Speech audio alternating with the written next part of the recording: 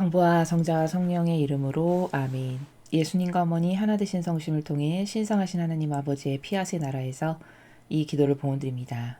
사랑하는 아버지, 저희들에게 매일 아버지의 신적인 질서와 그리고 아름다운 다스림의 질서를 가르쳐 주신 사랑에 감사드립니다. 저희가 인간적인 모든 것을 도끼로 끊어 하나도 남김없이 그 모든 속성을 아버지 제단 앞에 봉헌드립니다.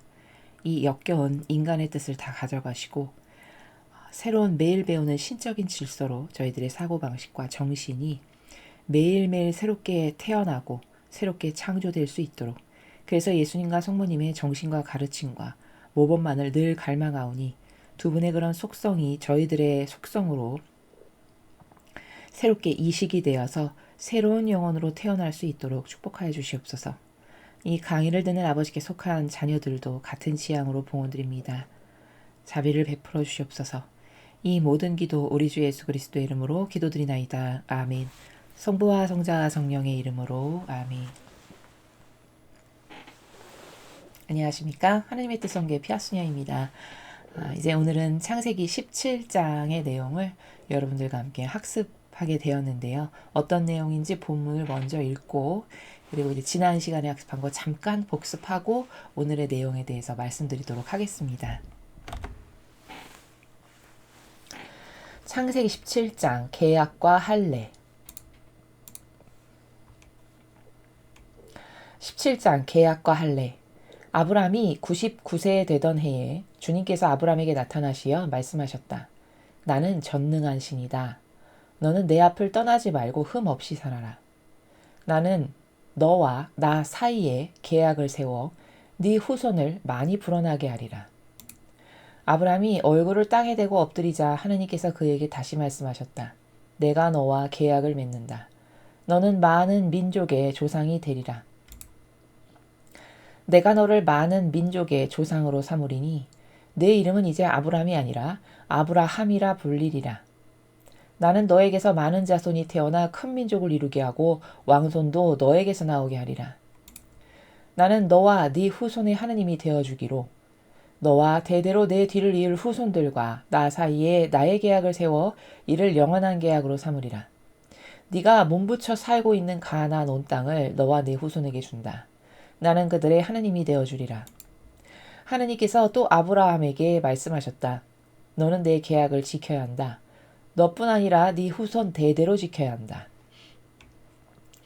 너희 남자들은 모두 할례를 받아라. 이것이 너와 네 후손과 나 사이에 세운 내 계약으로서 너희가 지켜야 할 일이다. 너희는 포경을 베어 할례를 베풀어야 한다. 이것이 나와 너희 사이에 세운 계약의 표다.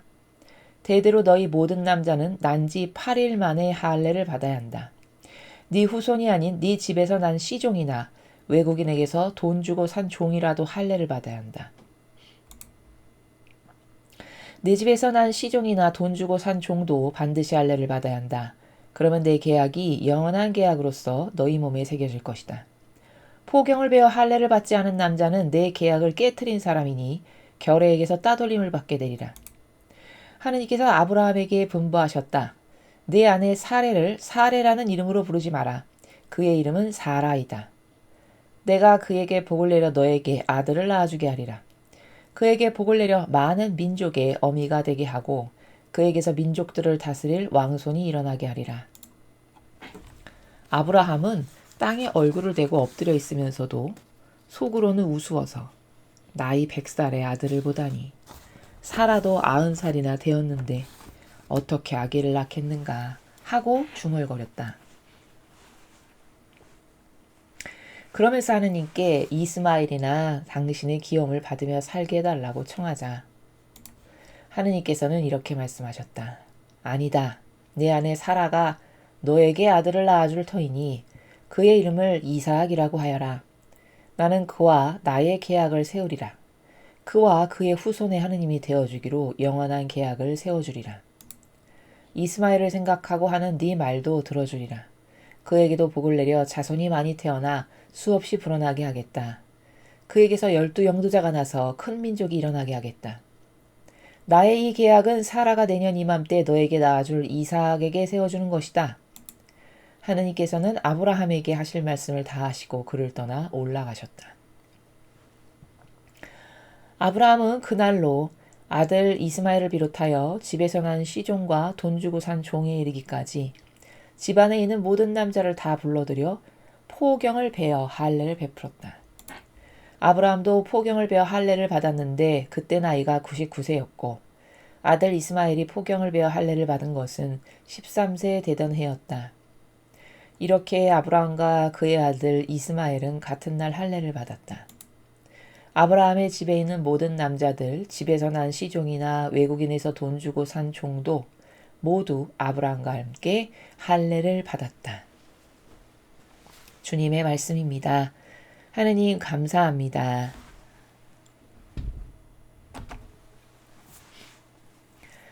오늘 이제 17장 하느님 아버지께서 이제 계약과 할례라는 제목으로 이제 아브라함과 계약을 맺으시는 이제 내용을 여러분이 지금 저와 함께 읽으셨는데요. 요 앞장 16장의 내용은 어떤 거였냐면은 이제 이스마엘이 태어나는 내용이었죠. 그래서 사레가 그 자기의 인간의 뜻으로 자기가 이제 할도리를 못한다고 생각하니까 자기 몸종, 여종인 하갈을 이제 아브라함에게 줘서 그 하갈에게서 대를 잇고자 하는 그 인간의 뜻을 하갈이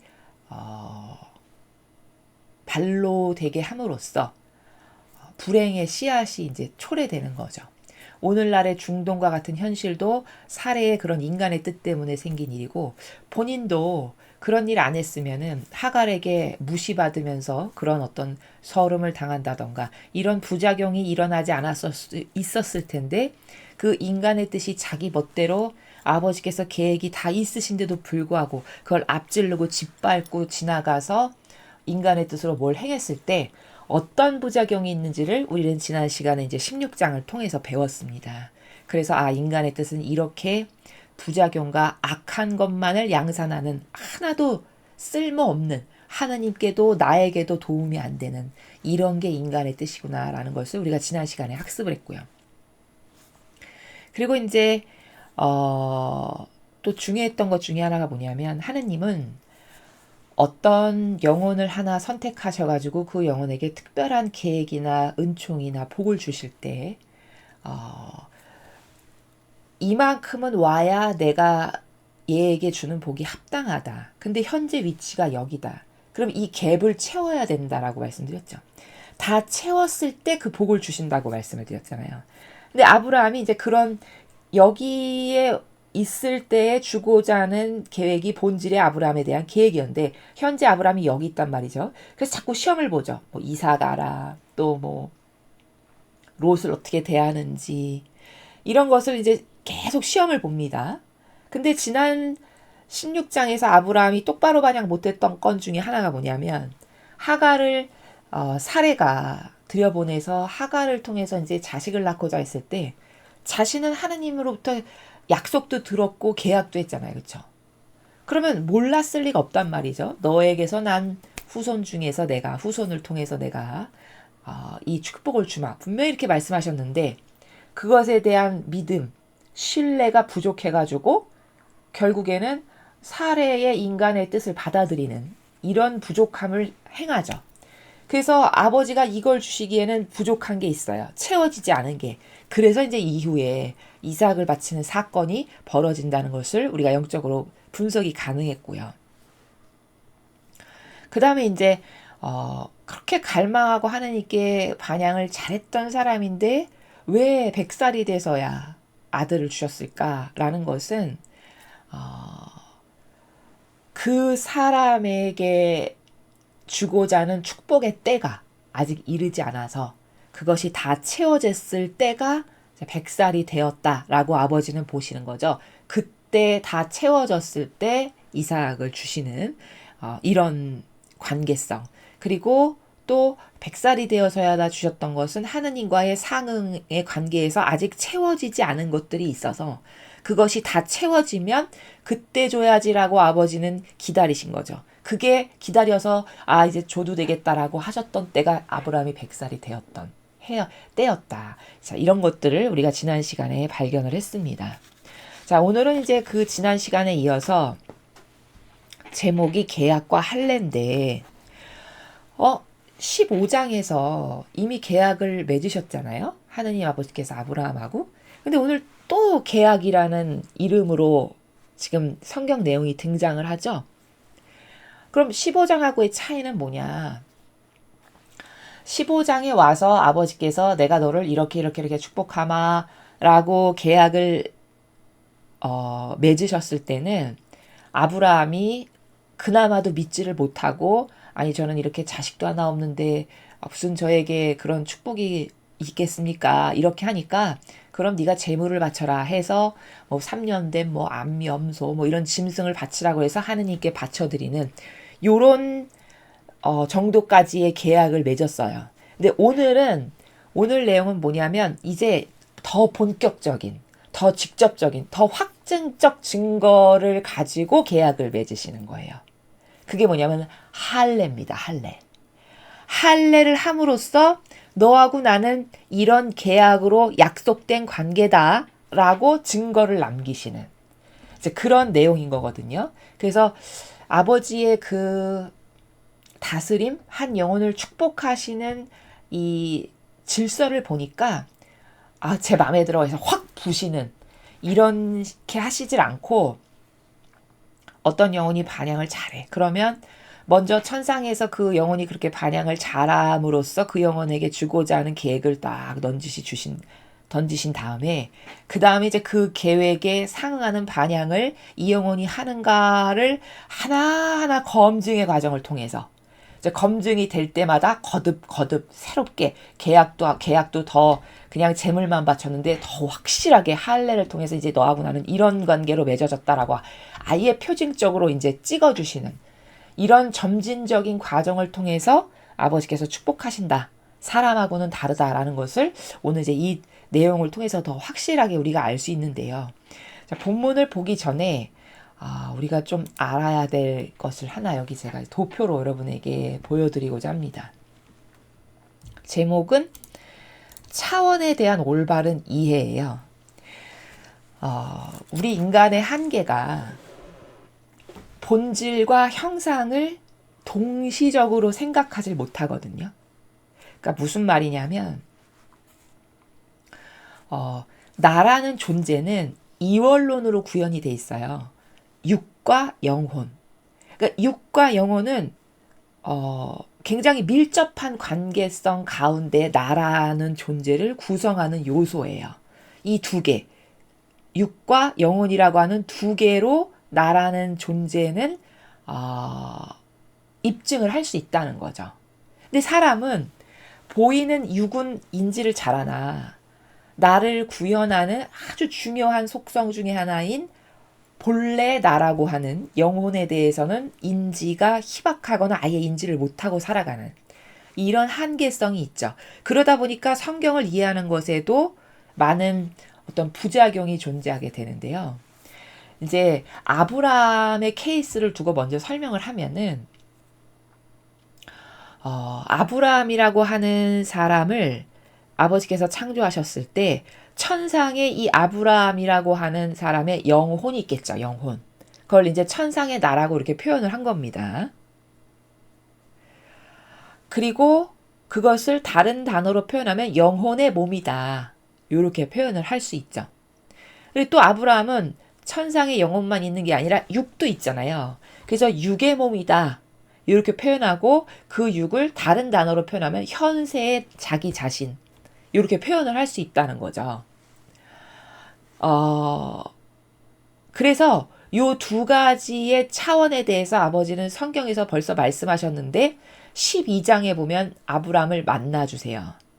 근데 그때 만나셨을 때 너의 후손이 앞으로 모래알처럼 많아질 거고 너에게 내가 이런 축복을 줄 거고 쫙 말씀하시거든요. 그게 바로 이 아브라함이라고 하는 존재의 영혼, 그 본질에 있는 그 영혼에게 그런 축복을 주겠다라고 말씀하시는 거예요. 아직 이루어지진 않았죠.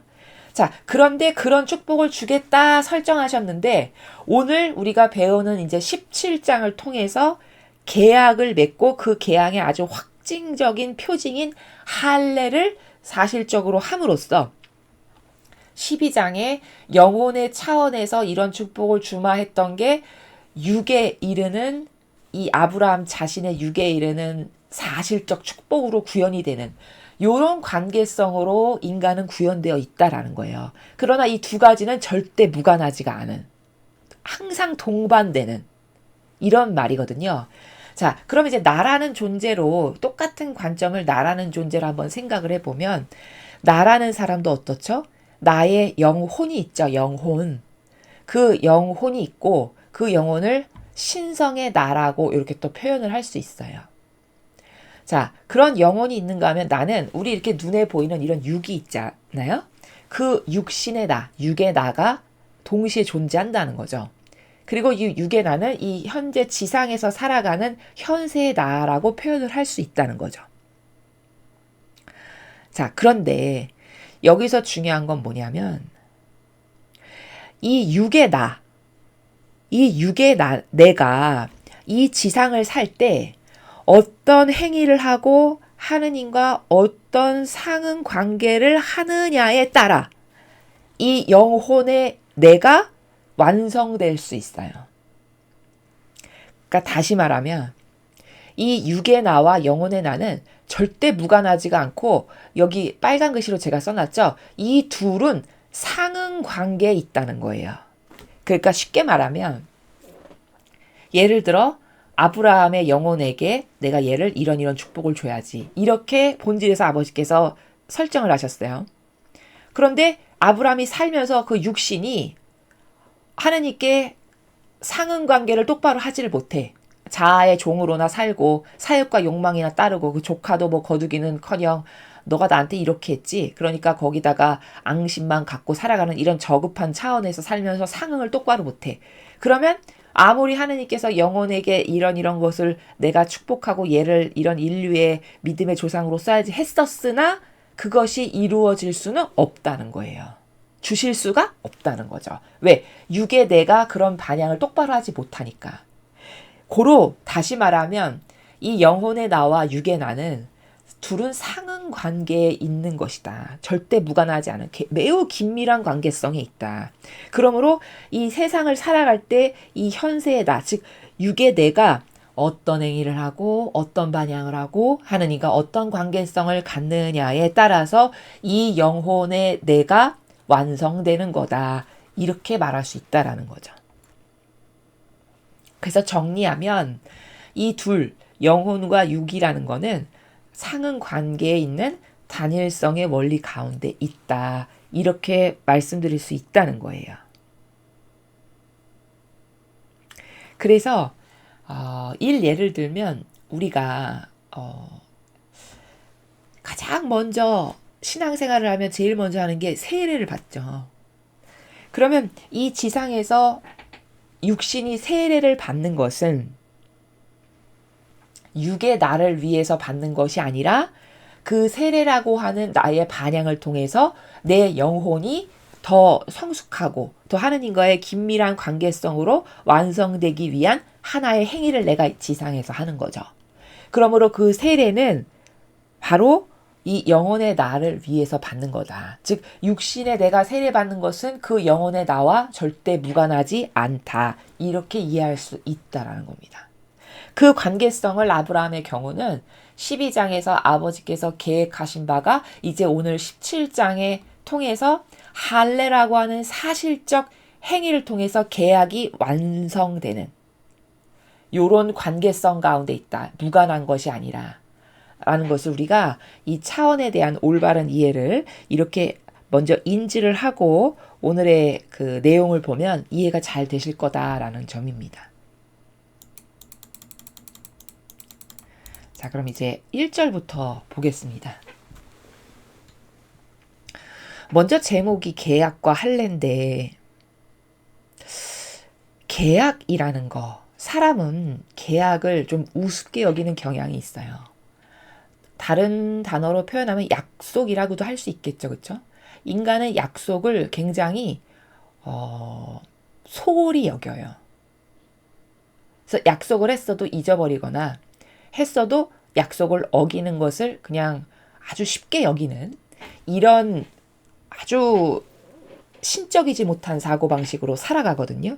근데 하느님은요, 한 번 계약을 맺었죠. 그럼 절대 그걸 잊지 않으세요.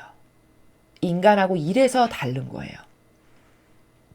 그리고 이 계약의 특징이 뭐냐면 사실 계약을 여기 맺었다고 해서 물론 할례를 받음으로써 계약을 오늘 맺은 건데 계약 맺었다고 해서 뭐 이렇게 크게 달라지거나 눈에 띄게 막 구분되는 그런 걸 느끼지는 못하거든요.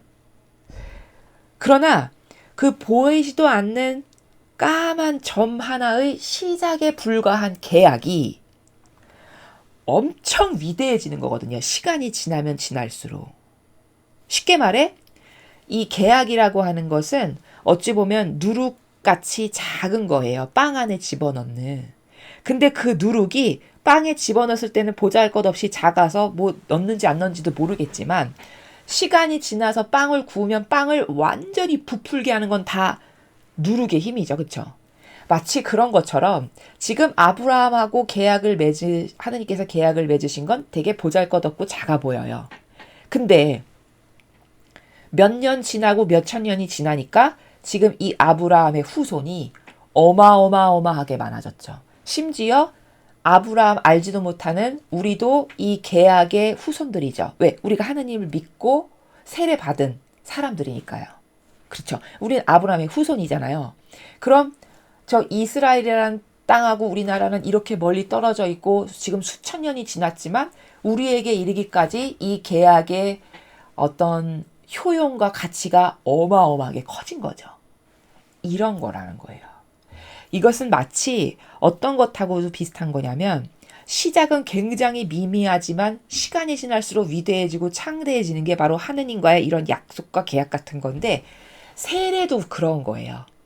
예를 들어 우리가 세례 받았을 때는 세례 받으나 안 받으나 뭐 크게 표가 나진 않잖아요. 근데 세례를 딱 받고 나면 마음가짐이 달라지죠. 여러분 그런 거 느끼셨는지 모르겠는데요. 세례를 딱 받잖아요. 그러면 난 이제 그리스도교 신자야. 난 이제 진짜 하느님의 자녀가 됐어. 이러면서 뭔가 모르게 뿌듯하고 이전에 하느님을 모르고 세례 안 받고 살았던 때보다는 뭔가를 그래도 하느님께 더 드리려고 하고 지켜드리려고 하고 뭔가 그래도 잘하려고 하는 어떤 이런 새로운 마음가짐 같은 걸 갖죠. 바로 그런 것처럼 그 보이지도 않고 별것 아닌 계약, 다시 말해 그 세례가 나라고 하는 영혼에게 영향력을 그렇게 미쳐서 그게 영성이 점점 깊어지고 커지잖아요. 그러면 이제 제가 예수님 대신해서 고통받을게요. 이런 경지에까지 되는 이제 이렇게 되는 거라는 겁니다. 그래서 이 계약이라는 것의 본질적 의미를 잘 알아야 돼요. 우리가. 그러니까 하느님께 서원한다는 거는 엄청 중요한 거죠. 하다못해 이 계약도 이렇게 중요하다면 예를 들어서 이제 서원을 하고 이렇게 살겠습니다라고 약속을 드리는 건 엄청 중요한 거예요. 계약도 저렇다면. 이해되시죠? 그래서 우리가 하나님과 하는 어떤 약속이라던가 서원이라던가 세례라던가 하는 기타 등등의 이런 하나님과의 관계성에서 맺는 이런 작은 것들, 이것이 시작은 별것 아니고 보잘것없을지 모르겠으나 그것이 시간이 지나니까 엄청 위대하고 창대한 것이 되는 것이다.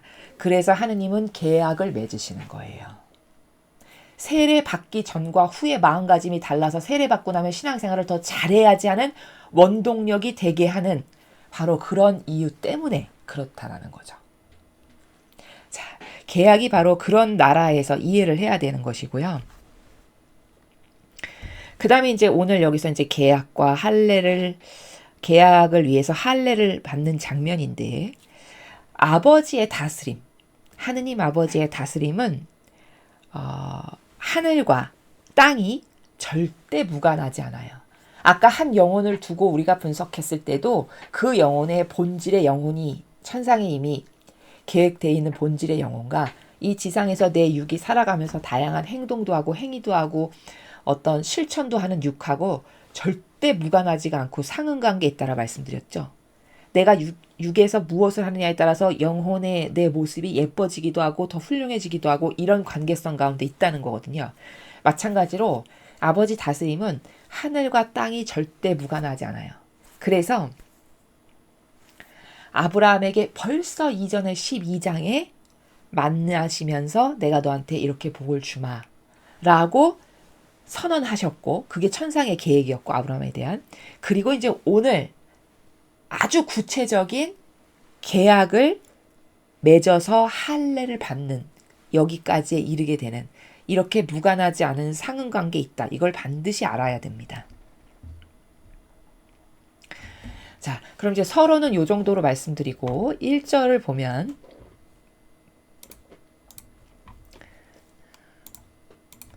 아브라함이 99세 되던 해에 주님께서 아브라함에게 나타나시어 말씀하셨다. 나는 전능한 신이다. 너는 내 앞을 떠나지 말고 흠없이 살아라. 99세에 드디어 할례를 통한 계약을 맺네요. 근데 뭐라고 말씀하셨냐면 전능한 신이다. 이렇게 말씀하셨어요. 그러면 전능하다는 거는 어떤 행간의 나라냐? 나는 무엇이든 다 가능하니까 너는 내 말을 믿고 신뢰하고 의탁하거라. 이런 의미가 내재적으로 함축된 단어가 전능한이라는 단어예요.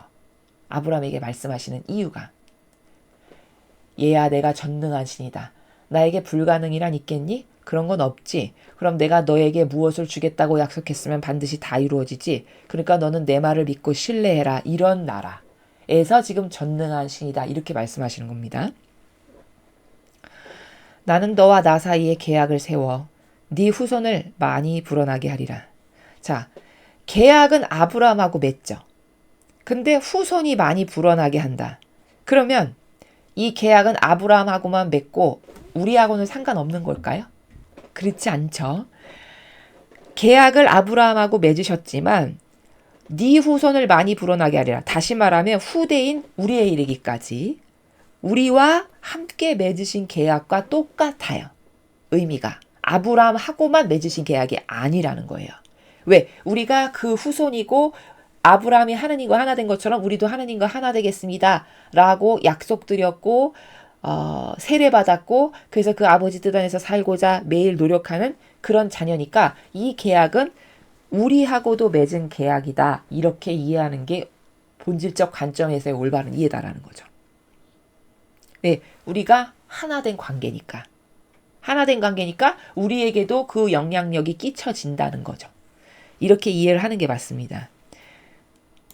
아브라함이 얼굴을 땅에 대고 엎드리자 하나님께서 그에게 다시 말씀하셨다. 내가 너와 계약을 맺는다. 너는 많은 민족의 조상이 되리라. 자, 계약을 맺으시는데 주시는 축복이 많은 민족의 조상으로서 내가 너를 머리로서 세운다. 이게 맺으시는 계약과 축복이에요. 축복의 내용입니다. 내가 너를 많은 민족의 조상으로 삼으리니 내 이름은 이제 아브람이 아니라 아브라함이라 불리리라. 축복을 주시고, 즉 계약을 맺어서 축복을 주시고 첫 번째로 하시는 일이 이름부터 바꿔주시네요. 왜일까요? 이름은 축복을 상징해요. 그러므로 이 아브라함에게 주시고자 하시는 축복에 걸맞는 이름으로 바꿔주시는 거예요. 그러니까 천상에 내가 얘를 통해서 이런 것을 이뤄야지 라고 계획하시는 게 있죠, 아버지께서. 그럼 그 천상에 내가 이 영혼을 통해서 이런 걸 이뤄야지 라고 계획하신 것하고 딱 알맞는 상응관계가 되는 그런 이름으로 새롭게 바꿔주신다는 거죠. 그래서 왜 같은 원리로 제자들도 예수님께서 뽑으신 다음에 이름을 다 바꾸시죠.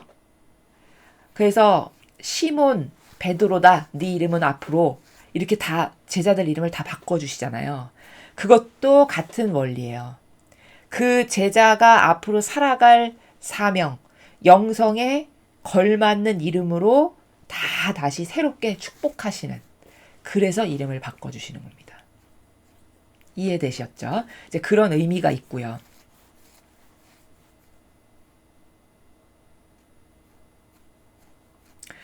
나는 너에게서 많은 자손이 태어나 큰 민족을 이루게 하고 왕손도 너에게서 나오게 하리라. 근데 진짜 아브라함의 후손에게서 왕손이 나오죠.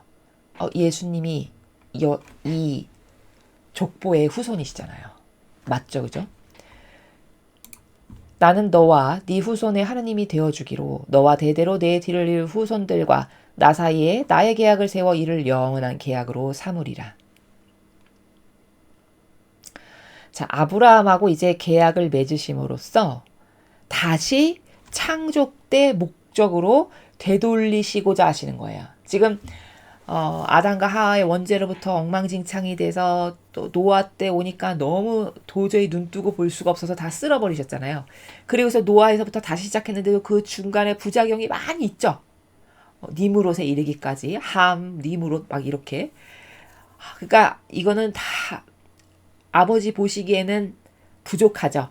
그러니까 내가 이제 다시 너를 계약을 맺어서 너하고 나 사이에 새로운 관계성으로 이제 재정립을 해서 너로부터 시작해서 창조 때 목적으로 너 밑에 후손들은 다 그 인간을 다시 되돌리는 내가 그 노력을 한다. 이런 뉘앙스에서 7절을 말씀하신 겁니다. 그 계약이에요. 네가 몸부쳐 살고 있는 가나안 온 땅을 너와 네 후손에게 준다.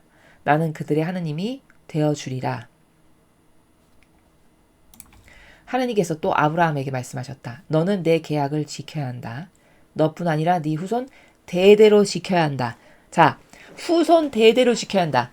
아까 아브라함하고만 맺으신 계약이면 왜 후손 대대로 지켜야 됩니까? 말이 안 되죠. 근데 여기 지금 후손 대대로 지켜야 한다고 하셨죠. 고로 앞에 그 계약은 아브라함과만의 계약이 아니라 우리에 이르기까지의 지금 계약을 아브라함에게 대표로 하시는, 이게 맞죠. 여기 지금 말씀하시는 행간을 보면. 그러니까 우리도 지켜야 된다는 거예요. 왜? 우리하고도 맺는 계약이니까. 그래서 이 계약의 범주는 지금 하느님을 찾는 모든이, 우리를 포함해서 하느님을 찾고 아버지를 믿고 신뢰하고 하나 되려고 노력하는 이 모든 사람들이 이 계약을 지켜야 되는 후손에 들어가요. 이해되시죠? 자, 그런 나라고 너희 남자들은 모두 할례를 받아라. 이것이 너와 네 후손과 나 사이에 세운 내 계약으로서 너희가 지켜야 할 일이다. 자, 내가 이제 오늘 너하고 드디어 진짜 계약을 맺는데 그 계약의 징표로 너는 뭘 해야 되냐면 너는 할례를 받아야 된다. 이렇게 말씀하세요.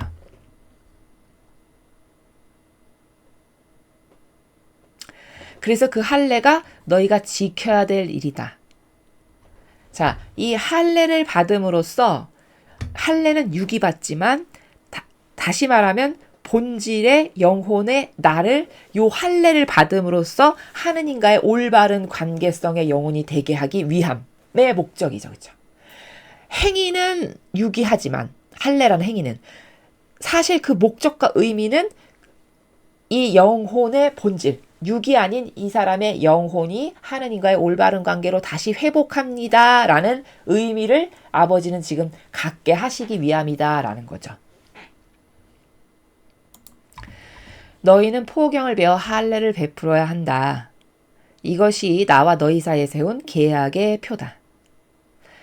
자, 그래서 이제 요 고대 사회에는 아브라함 시대에는 이렇게 할례만 받잖아요. 그러면 자녀로 받아들여 주셨어요. 할례만 받으면. 즉 할례를 받음으로써 계약이 된 거라고 아버지는 보시고 상응관계가 회복됐다라고 보시는 거죠. 이해되시죠? 그런 본질적 의미가 다 담겨 있는 겁니다. 대대로 너희 모든 남자는 난지 8일 만에 할례를 받아야 한다. 자, 여기 8일 만에 받으라고 되어 있죠? 그러니까 아버지 말씀에 근거해서 세례는 지금 태어난 지 8일 만에 할례 받으라니까 우리도 세례를 8일째 되는 날 받는 게 좋아요. 이 아버지 말씀에 근거해서. 그러니까 유아 세례 같은 것도 태어났죠? 그러면 태어나서 8일째 되는 날 세례를 받는 게 좋다는 거예요. 이 아버지 말씀에 순종하는 게 옳으니까요. 그렇죠? 이렇게 규칙을 알 수 있고 네 후손이 아닌 네 집에서 난 시종이나 외국인에게서 돈 주고 산 종이라도 할례를 받아야 한다. 내 집에서 난 시종이나 돈 주고 산 종도 반드시 할례를 받아야 된다. 지금 2번 강조하셨어요. 그럼 내 계약이 영원한 계약으로서 너희 몸에 새겨질 것이다. 자, 왜 이 종은 하나님 믿는 사람들도 아니잖아요. 아브라함이나 하나님을 믿지, 그쵸? 근데 왜 종까지 다 할례를 받으라고 하셨을까요? 이유가 뭘까요?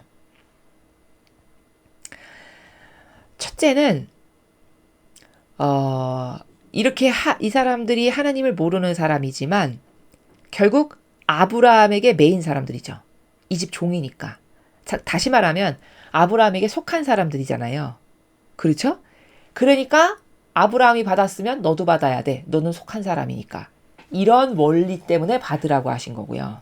그 다음 2번째, 이렇게 종들도 할례를 받으면 이들이 악으로부터 보호될 수 있겠죠. 하나님이 보호해 주실 수 있잖아요. 왜냐하면 계약 관계가 성립이 딱 됐으니까. 자, 이런 점도 있고. 그래서 이제 영원한 계약으로 몸에 새겨진다는 건 네가 할례를 받으면 너하고 나는 약속된 관계가 되니까 나는 너를 지켜줄 의무가 그때부터 발휘된다는 거예요. 아버지는 지켜주신다는 거예요. 그 표징을 보고. 그러니까 악으로부터 보호가 되고 반드시 그럼 나는 너를 지켜준다. 이런 말씀입니다. 그 다음 또 하나 된 관계니까 받아야 되는 게 맞고. 이런 관점이고요. 포경을 베어 할례를 받지 않은 남자는 내 계약을 깨트린 사람이니 결례에게서 따돌림을 받게 되리라. 자, 할례 안 받았어. 그럼 하나님 말씀 어긴 거잖아요. 순종 안 했죠. 즉 하나님은 그걸 어떻게 보시냐? 너는 나를 거부했구나. 거부한 사람으로 보시는 거예요. 그러니까 너는 은총받기에 합당하지 않아. 그러니까 결례로부터 따돌림을 받게 하시겠대요. 아주 냉정하고 정확하죠. 하나님께서 아브라함에게 분부하셨다. 네 아내 사레라는 이름으로 부르지 마라. 그의 이름은 사라이다. 자, 이제 이름 왜 바꿔주는지 아시겠죠? 지금까지 사레라는 이름으로 불렸는데 앞으로는 이제 믿음의 조상, 이제 수많은 민족의 아버지로서 아브라함이 새롭게 축복을 받으니 여성은 유일성으로서 아브라함에게 속한 존재죠. 그쵸? 그러니까 아브라함에게 축복을 주면 이 여성도 같이 받는 거예요. 왜? 속하고 하나 된 관계니까. 그러면 이 사례도 축복을 새롭게 받으니까 그 축복에 걸맞는 이름으로 바꿔주시는 거죠. 그런 말씀에 지금 나라에서 이름을 바꿔주시는 겁니다. 내가 그에게 복을 내려 너에게 아들을 낳아주게 하리라. 그에게 복을 내려 많은 민족의 어미가 되게 하고 그에게서 민족들을 다스릴 왕손이 일어나게 하리라. 자, 저번에도 말씀하셨는데 반복해서 너에게서 후손이 태어나게 해서 그 자식을 통해 내가 축복하마 이렇게 하셨어요. 근데 오늘은 더 구체적이에요. 내가 사라한테 복을 내려서 사라가 네 아들을 낳을 수 있게끔 하마. 그래서 사라가 많은 민족의 어미가 되게끔 내가 그를 새롭게 축복한다. 그리고 왕손이 일어나게 한다. 정말 그렇죠. 이 아브라함 후손에게서 왕도 태어났지만 결국 예수님의 족보가 아브라함의 후손이 바로 예수님의 족보잖아요. 왕손이 일어나게 하시는 게 맞죠. 자, 이렇게 예언을 벌써 다 하셨습니다. 아브라함은 땅에 얼굴을 대고 엎드려 있으면서도 속으론 우스워서 나이 100살의 아들을 보다니 사라도 90살이라 되었는데 어떻게 아기를 낳겠는가 하고 중얼거렸다. 참 인간적이죠. 17절을 보면 우리가 얼마나 내 자신이 얼마나 부족한 존재인지를 알아야 되는 건 바로 이런 대목이에요. 아브라함처럼 훌륭하게 반향한 사람도 없거든요. 그러니까 축복을 주시려고 마음을 먹으실 만큼 그 정도로 훌륭했거든요. 아브라함의 반향이나 우리가 지금 앞에 쭉 배운 이 사람의 근성이나 이 사람이 통이 넓고 마음 씀씀이나 인간 됨됨이나 이런 걸 보면 다 하나님께서 복 주실 만하다. 우리가 납득할 만큼 훌륭했단 말이죠. 근데 그 아브라함이 지금 아버지가 지금 오늘 처음 와서 말씀하시는 게 아니라 지금 한 3번 오셔서 축복을 하시잖아요. 근데도 그 말씀을 못 믿어요. 그러니까 여기 속으로는 우스워서 이렇게 표현하고 있죠. 이거는 함축적 의미가 뉘앙스가 믿음이 신뢰가 떨어졌다는 거예요. 그렇게 좋은 신뢰와 믿음은 아니라는 거죠.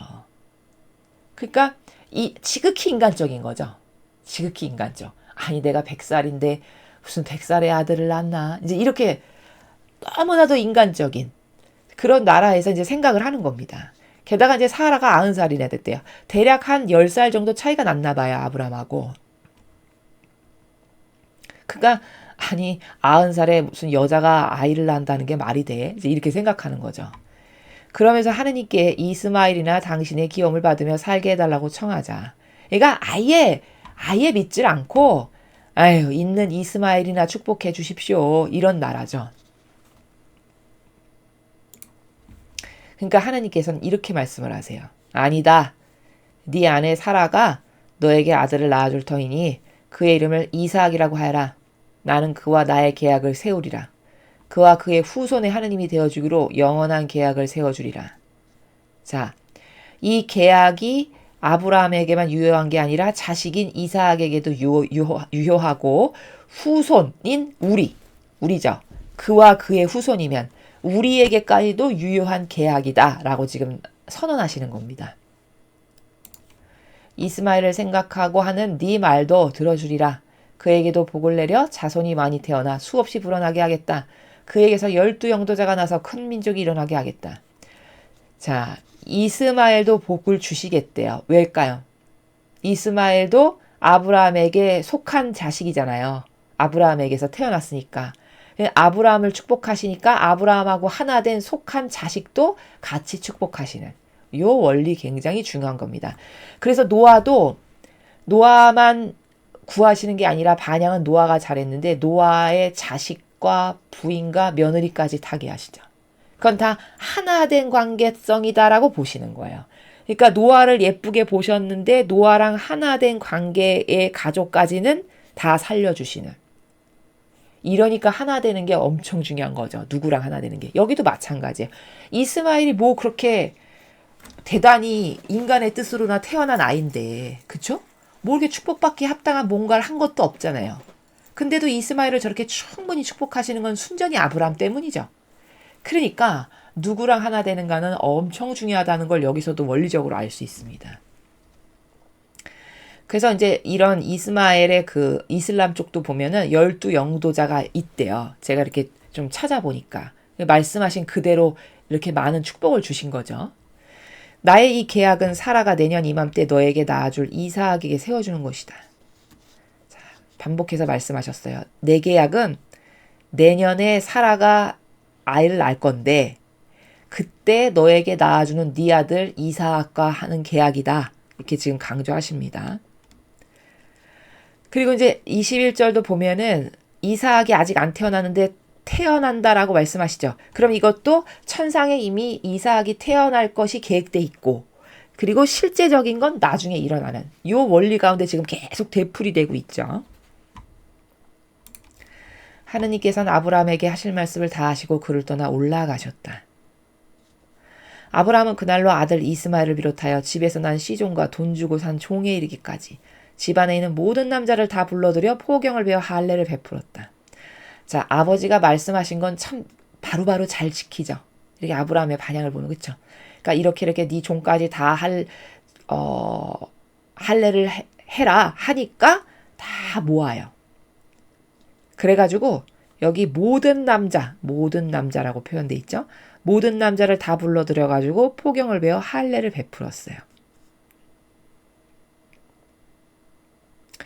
자, 그래서 여기서 발견할 수 있는 원리는 왜 종까지 하는가? 아브라함에게 그 종들도 속한 존재들이니까 하나 된 관계성이니까 모두 할례를 받게 하시는 그 원칙 때문이다. 그래서 속한다는 건 하나 된 관계라고 보기 때문에 상속뿐만 아니라 이런 계약까지도 다 해당한다라는 거. 그 다음에 또 이렇게 여기 종까지 할례 받게 하시는 거는 아브라함을 보호하시는 방법인데 일종의 여기 종들도 할례를 받으면 부정한 것, 악으로부터 하느님께서 보호하실 수가 있죠. 왜? 약속된 관계라고 이제 표징이 딱 설정이 됐으니까. 그쵸? 그럼 하느님이 악이나 부정한 것으로부터 보호를 하실 수 있으니까 종을 통해서 마귀가 뚫고 들어오는 것을 미연에 방지할 수 있잖아요. 그러니까 아브라함을 위해서 다 이런 배려를 하시는 거예요, 사실은. 그래서 종들까지도 할례를 받게 하신 거고 그 다음에 이제 여기서 또 하나 우리가 가질 수 있는 의구심은 그럼 여자는 왜 할례 같은 행위를 안 할까? 궁금하시지 않는가요? 왜 그러냐? 남자만 할례를 받죠. 그렇죠? 그것은 남자는 속성상 절대성이에요. 그리고 여성은 속성상 유일성으로 창조하셨단 말이죠. 그럼 여자는 속하는 존재라고 누누이 말씀드리죠. 속해서 하나 돼야 될 의무가 있는 거고 그게 본연의 질서예요. 그럼 절대성은 주도적으로 이끌어 나가야 될 리더고 지도자라고 할 수 있는 그런 질서니까 절대성만 받으면 여자는 속한 존재이니까 자연스럽게 하나 됐으니까 안 받아도 되는 요런 질서 때문에 그런 거다라는 거죠. 아브라함도 포경을 베어 할례를 받았는데 그때 나이가 99세였고 99세가 되어서 할례를 받았습니다. 아들 이스마엘이 포경을 베어 할례를 받은 것은 13세 되던 해였다. 아브라함이 너 여기서 저기로 이사가라 떠나라 했을 때가 75세였어요. 가서 우물 파고 새 땅에 일굴 때가 75세. 그로부터 약 10년 후에 이스마엘이 태어났거든요. 그러니까 대략 86세에 태어났다라고 지난 시간에 배웠죠. 근데 지금 99세가 됐단 말이죠. 그러니까 86세에 이스마엘을 낳았으니까 13살 된 거 맞죠. 그러니까 13세 되던 해에 이스마엘이 아버지랑 같이 할례 받은 거예요. 자, 그리고 이제 할례라는 행위는 왜 이게 계약의 증거가 되는 거냐면 희생이죠. 할례를 받는 건 피를 흘리는 희생이잖아요. 그러니까 희생제물을 바치는 거죠. 희생제물이 되는 거죠, 아버지께. 그래서 희생제물이 됨으로써 하느님과의 약속에 대한 증거가 되게 하시려고 할례라는 행위를 받게 하신 거고요. 그리고 저렇게 이제 희생을 바치면 희생을 내어 바쳤으니까 계약 관계가 딱 정확하게 성립이 되죠. 그러면 얘가 나에게 희생을 바침으로써 나랑 하나 되려는 이런 할례 행위를 했어. 그러니까 잃어버렸던 끊어졌던 하느님과의 상응 관계가 다시 회복돼도 되죠. 희생을 바쳤으니까. 그래서 아버지는 인류와의 상응 관계를 다시 회복시키시기 위해서 할례라는 행위를 통해서 다시 끊어진 관계성, 상응 관계, 그거를 새롭게 시작하시는 그 행위로 할례를 말씀하신 거다라는 거고요. 아들 여기 했고 26절 이렇게 아브라함과 그의 아들 이스마엘은 같은 날 할례를 받았다. 해서 여기까지가 이제 17장의 내용이었습니다. 자, 그래서 오늘 이 17장의 내용은 계약과 할례인데 계약의 의미, 계약은 하느님과의 약속인데 하느님은 우리 인간은 그 약속이나 계약을 되게 미미하게 허투루 생각하기 일쑤지만 그 작은 것이 시간이 지나면 그게 점점 거대해지고 창대해지는 그런 원리 가운데 있는 것이다. 그게 마치 세례를 받기 전과 후가 뭐 별 티는 안 나지만 마음가짐이나 정신이 달라져서 점점 신앙이 발전하는 것처럼 예를 들면 이런 의미가 계약의 의미고 그 다음에 이제 할례라는 행위는 희생제물로 나를 아버지께 내어드림으로써 계약관계가 성립이 되는 거죠. 내어드렸으니까. 그럼으로써 잃어버리고 끊어졌던 하느님과의 상응관계를 다시 아버지께서 회복시켜 주시기 위한 우리의 행위다. 라는 것을 오늘 이 17장에서 배울 수가 있었습니다. 그리고 이제 하느님의 다스림은 천상과 천하가 절대 무관하지 않다. 다 상응관계로 단일성의 행위로 연결되어 있고 지상에서 어떻게 반응하는가가 내 영혼의 모습과 절대 무관하지 않은 내가 지상에서 반영을 잘하면 내 영혼이 더 아름다워지고 더 훌륭해지는 이런 아주 긴밀한 관계성 가운데 있다. 이런 것들을 오늘 이 17장을 통해서 배웠습니다. 우리가 매일 새롭게 배우는 이런 다양한 질서가 우리들의 새로운 사고방식과 정신세계가 돼서 우리도 이제 하느님과의 올바른 상응관계를 회복함으로써 아버지께서 우리들에게 주시고자 하시는 다양한 은총, 축복을 받기에 합당한 자녀들이 될 수 있도록 반영을 잘 해야 하겠습니다. 이상으로 창세기 17장 해설 강의를 마치겠습니다. 감사합니다.